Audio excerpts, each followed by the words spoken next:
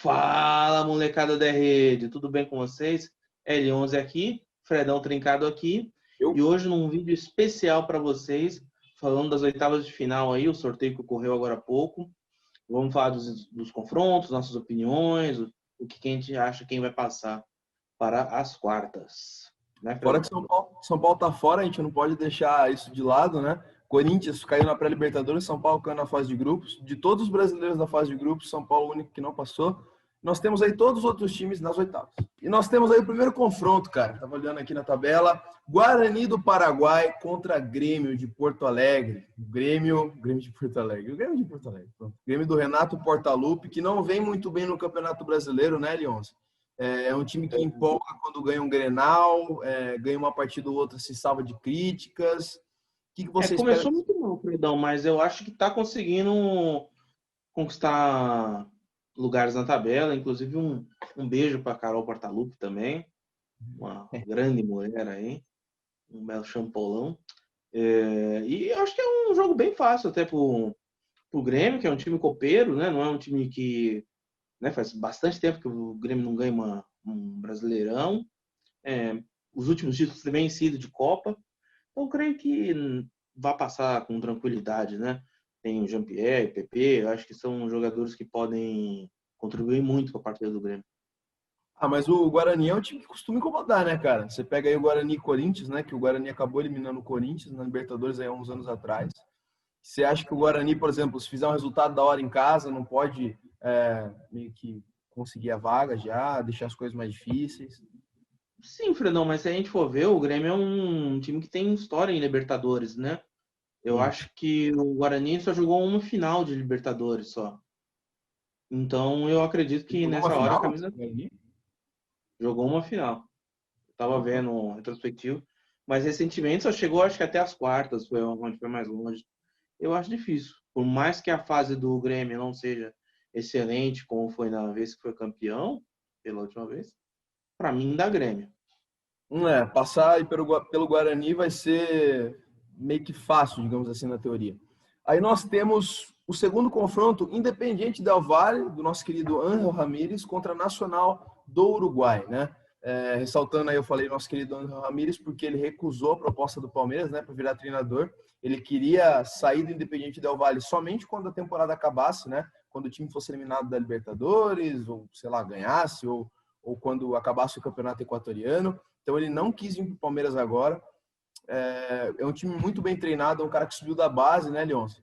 E ganhou Realmente um confiança. cara que faz um trabalho excelente, né? Campeão da Sul-Americana ano passado, apavorou o Flamengo aqui, por mais que tenha levado depois uma goleada, mas a gente não tem tantos nomes conhecidos ali.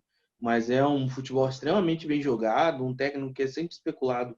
Sempre quando cai um técnico aqui no Brasil, o Ramires é especulado, isso é fato. Mas eu acredito que ele consiga passar aí pelo Nacional do Uruguai aí, bem facilmente. Nacional do Uruguai junto com o Penharol ali no Uruguai, eles são. Falei Nacional do Uruguai, tudo bem. Eles são times tradicionais, né, cara? Assim, de repente, mesmo caso do Guarani, né? Um resultado em casa ali pro Nacional, um time Mas perigoso. isso não é para todo jogo, né, Fred? Mas futebol é futebol. Mas o que a gente vai antes é o que a gente espera que ganhe o melhor, né? Assim, num jogo ali fora de casa, em casa, né, na É, verdade, jogo Independente é Del Valle, jogo. A gente não sabe como os caras vão entrar, né? provavelmente eles façam ali o resultado, né, Independente Del Valle. Mas é legal que você comentou esse negócio do Ramires aí, né? O pessoal fala muito de mentalidade da diretoria brasileira, de resultadismo, mas muito treinador aí, quando oferece uma vaga para um time aí para ganhar um pouco mais, sai correndo do clube, né? O cara aí realmente comprou o projeto dele e quer terminar o projeto dele, independente de ganhar mais ou menos, né? Acho É muito uma coisa legal. muito rara que a gente vê em poucos casos aqui na América do Sul, né? Um deles é do Galhardo, né? Que acabou caindo para a segunda divisão com o River Plate, subiu, né? Foi campeão da Libertadores e tudo, mas poucas pessoas, não poucas pessoas sabem, poucos falam que foi um trabalho, né? A longo prazo, né? Ele caiu com o River Plate, né? O River Plate não mandou ele embora, simplesmente manteve o cara. E o Independiente Del Valle está fazendo isso. Acho que os times brasileiros podem se basear nesse modelo, né? Eu acho que seria primordial se os times brasileiros começassem a se basear nisso, E né? os treinadores também, né, Fernando?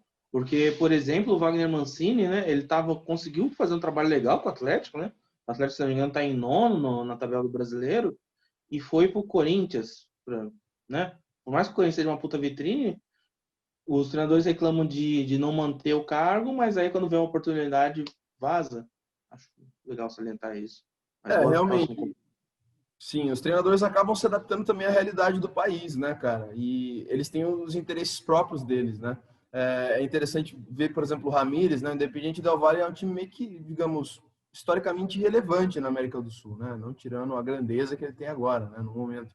E ele não largou, simplesmente foi pro Palmeiras. Ele pensou, né, no longo prazo. Sim, sim. Acho que o Rogério Ceni, né? Meio parecido com isso, E né? No outro, né, Fortaleza. segurando o trabalho dele no Fortaleza, né, mesmo tendo saído para o Cruzeiro aí. Depois aí nós temos o time brasileiro, Delfim do Peru contra o Palmeiras. Delfim que fez ali uma campanhazinha ok na fase de grupos da Libertadores, né, no grupo do Santos ele estava. Palmeiras está sem técnico, mas eu acho que vai ser vai ser fácil, né, para o Palmeiras passar do Delfim. É fácil, né? Meter uma goleada aí no último jogo da Libertadores, né? Foi 5-1, teve até gol do Rony, um negócio impressionante. Os do Tigres. É, grande Tigres, né? O Tigre Banguela, né? Que o Maravilha falou no Donos da Bola, né? Com o quarto goleiro que eles estavam lá e o time reserva. O Palmeiras ficou Não, eu feliz falei pra caramba. famoso Tigres, que é o Tigres lá da Sul-Americana, né? Do São Paulo. Que o Tigres ganhou na final. Ganhou não, México. perdendo 2-0 na final, nem voltou pro segundo tempo. Os seguranças do São Paulo bateram, né? Não, Esse é o Tigres do México, né? não, é o mesmo Tigres. Tigres da É mesmo? Argentina. Achei que era a época que tava jogando os times do México, Campeonato Sul-Americano aqui. Mas é mambaba aí. Realmente, se o Palmeiras não conseguir passar pelo time do Golfinho aí, é A complicado. crise vai estar instaurada, né, cara? No momento que a gente está fazendo essa gravação, tá tendo ali uma especulação entre Kik Setien e Gabriel Reis. O nome do Gabriel Reis é ecoando muito mais, né? Até por ser mais fácil de contratar ele, por ser mais aceito pela torcida. É, Ele o não vai. Santinho eu acho loucura, porque se um cara que não deu certo no Barcelona, não vai dar certo no Palmeiras, né? Se o cara tinha o Messi e não conseguiu treinar, o que ele vai fazer com o Lucas Lima e Luiz Adriano? Não, e outra coisa, né, cara? O Palmeiras disse que quer manter o DNA ofensivo, o DNA de futebol moderno, sendo que recusou o São Paulo lá atrás e acabou contratando o Luxemburgo, né? Então, essa justificativa para ir atrás do que você tinha, para mim, não virou muito. É, essa história de DNA, pra mim, é tudo desculpa da diretoria. Eu acho que foi uma trairagem dos jogadores, assim, descarado que fizeram com o Vanderlei Luxemburgo.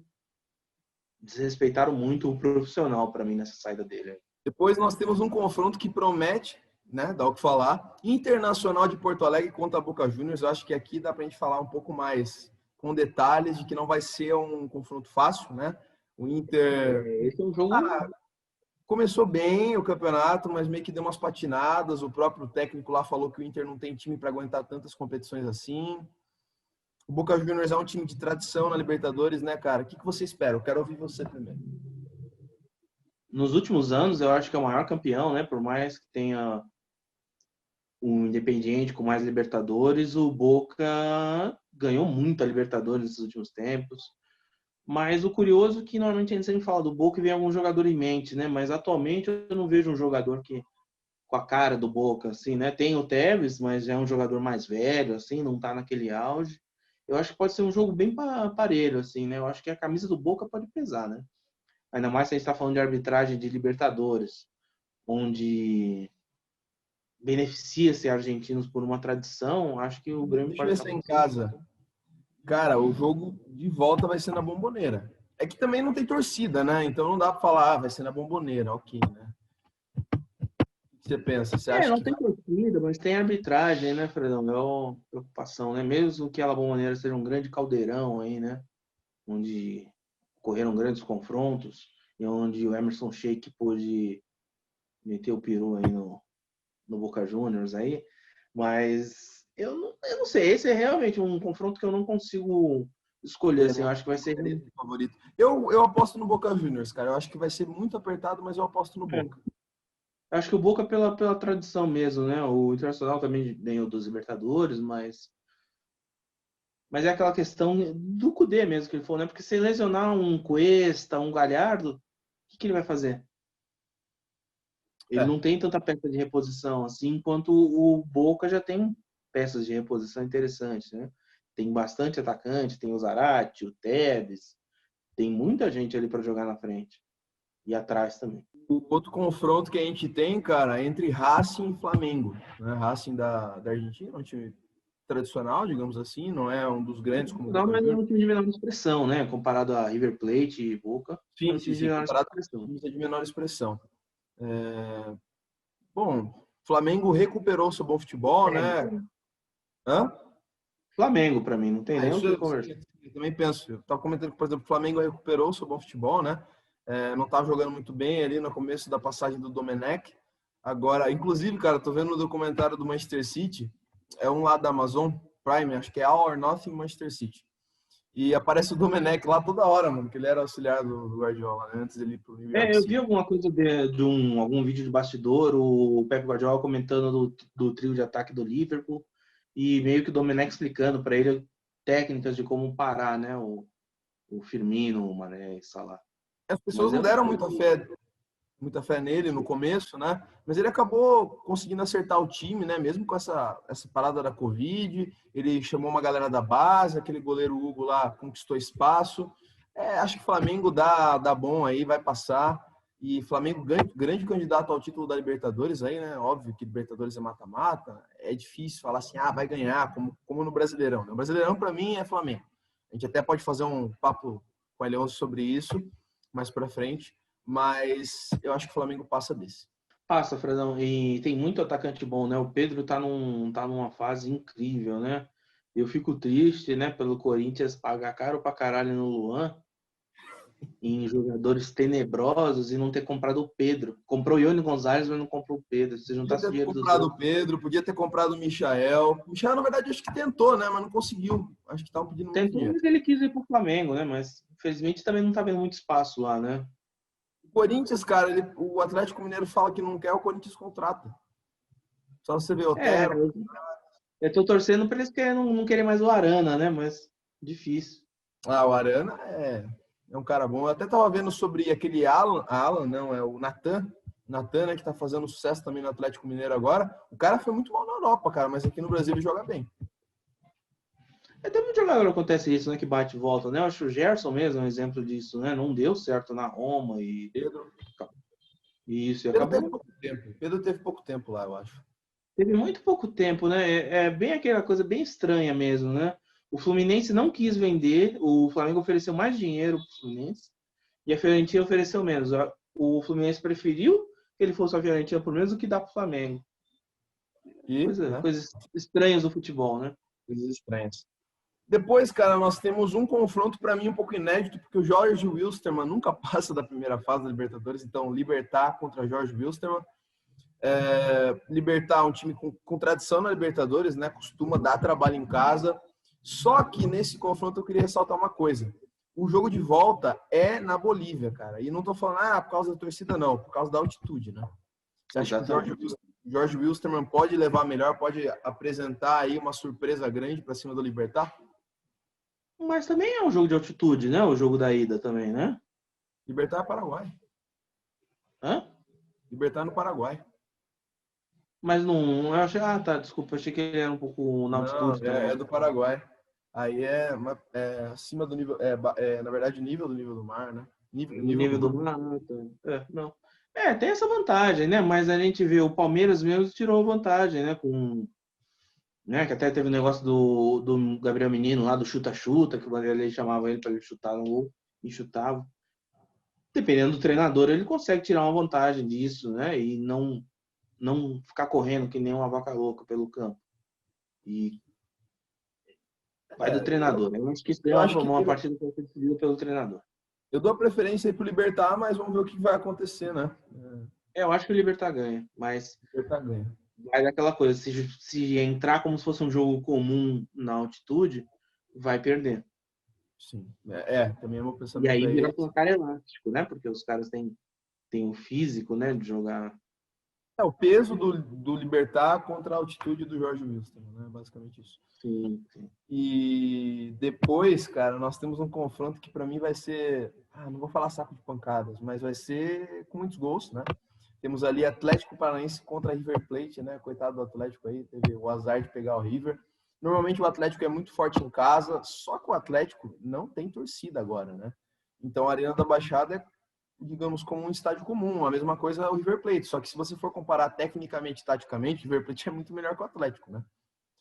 Sim, né? O River Plate também que sofreu nesse começo de ano aí, sofreu um pouco para se classificar, então é difícil para eles, né? Pegar um time que acabou de ser vice-campeão da Libertadores é complicado. É um time muito bom do River, né, cara? Eu gosto muito deles. Tem o Urso, o Lucas Prato.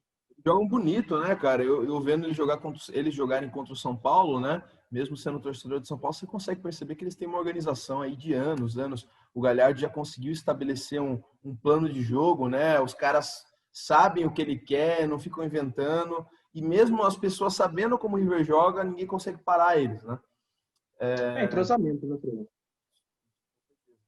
Obviamente, assim, o River Plate tem muito mais chance de passar do que É o muito nosso favorito, né? Muito que o favorito. nosso querido é mais favorito do que o nosso querido Atlético Paranaense, que era um bom time no ano passado e retrasado, né, principalmente no retrasado, mas esse ano já vem patinando, né, não conseguiu manter o bom futebol. Tem lá um presidente que Técnico gosta, também perdeu, né? sim, tem um presidente que gosta de dar uns pitacos, né, falar uma coisa ou outra que não deve, Ele fica falou a verdade naquilo ali, né? Porque era um time de bairro, o Atlético Paranaense. é, mas enfim, River Plate aí favorito. Isso nos deixa com um último confronto para a gente falar, LDU e Santos. LDU de Quito contra Santos, né? O jogo de volta será na Vila Belmiro, o jogo de ida será na altitude. Eu acho que o Santos tem que segurar um empatezinho, né? Até porque a LDU, Exatamente. mesmo não sendo... O que você fala, Diego? Não, só confirmei com você exatamente. O Mesmo não empate é muito sendo... vantajoso para o Santos, né? Porque ele vem para decidir em casa. Sim, a LDU não é aquele time de 2008, né? Que ganhou a final da Libertadores contra o Fluminense. Mas em casa, né, a altitude consegue ali de repente fazer uma boa vitória, né, ter um bom resultado e o Santos tem que segurar, né? Tá com um time interessante o Santos do Cuca, né, cara? Tá interessante, mas tem aquela coisa, né? Não tem banco aquilo ali, né? Se machucar um jogador, complicou, né? E o Marinho tem que estar no jogo, né? Não pode estar fora. Tem que ter Soteldo, né? O Bruno Santos também tá de lesão. Mas é difícil, né? Depender de Caio Jorge, Arthur Cabral, tem que ter aqueles caras. E basicamente o Santos tem que segurar esse empate para em casa soltar os boi, né, cara? Porque Soltar os boi. soltar os boi foi uma boa expressão, foi uma expressão que veio aqui agora. Soltar os boi foi coisa de interior, né? É, Mas em casa o Santos consegue fazer 2-3-0 fácil. Se o São Paulo fez 3-0 na LDU no Morumbi, o Santos isso consegue. exatamente. Se baseia no São Paulo. Foi aquele dia, você lembra? Você lembra disso aí? Que a gente foi lá no estádio, aí deu um puta de um BO, que Foi esse jogo, foi esse jogo. não vai aí que Pra... o Corona tá solto e pá, e a gente tava meio sem medo naquela época ainda. Aí pegamos o metrô, viemos embora, assistimos o jogo com meu pai em casa. Não foi com meu pai, foi sozinho, né? A gente ligou no Facebook, eu acho que tava O jogo em que o seu pai foi do Binacional. Binacional, que eu fiquei pistola, porque o São Paulo perdeu pro Binacional. Nossa. Ai. Mas é isso, cara. Faz aí a nossa famosa finalização. A gente acabou de. Peraí, antes da gente terminar, acho interessante a gente falar de alguns confrontos da Copa Sul-Americana. A gente tem 3 brasileiros, né? Tem o São Paulo contra o Lanús, cara. O São Paulo vai decidir em casa contra o Lanús. O primeiro jogo é na Argentina. É Argentina ou Lanús? Eu sempre confundo. É Argentina. O Lanús é argentino, não é Paraguai. O que você vê desse confronto aí? São Paulo, né? São Paulo favorito nesse confronto. Não conheço o time do Lanús, não vou falar mal dele aqui, mas creio que o São Paulo seria favorito. Eu sou da mesma opinião. Depois nós temos mais 2 confrontos, 2 brasileiros vivos ainda, fora o São Paulo na Copa Sul-Americana. Nós temos o Bahia, que já vinha da fase anterior, vai enfrentar o Melgar, do Peru, né? Acho que o jogo de volta vai ser na Times que a Bahia. gente acaba nem conhecendo, né, Fredão? Porque normalmente esses campeonatos não são tão acirrados, né? Então, que aparece um time ali que se classifique para uma Sul-Americana, você fica meio, caralho, nunca vi esse time, que nem o Binacional. Sim.